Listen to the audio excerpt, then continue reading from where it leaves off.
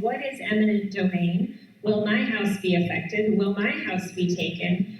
This person notes that there have been numbers shared out in the community about 100 homes, 15,000 people. These are things we heard earlier this week in the West Side. Can you talk about Metro's proposal? How are what we can say today about property acquisition and those concerns? Yeah, so we haven't put those numbers out. Those are not our numbers. I don't know where they came from. They don't have anything to do with our project, with the alternatives we're currently considering. Property acquisition is something that gets talked about as part of the environmental process. This is obviously a very sensitive topic, and you obviously have to know a lot more about what the project is going to be before you can understand exactly what kind of property and to what extent that property would be affected. It's a very careful topic, and it's not something that gets decided back at Metro headquarters or in a black box. It's something that's very much a dialogue with the people who are affected, with the community.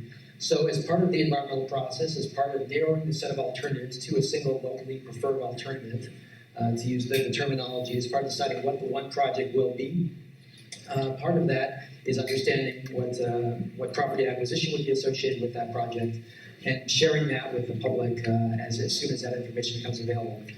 To do so right now and try to guess at what that might be would simply be irresponsible. We don't know, and so it doesn't make sense for us to put that out there.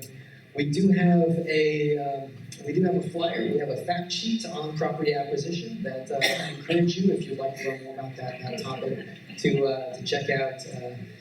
Jody is demonstrating it here, but that's something that happens as part of the environmental process, which is a multi-year process for analyzing and providing public outreach on the topic.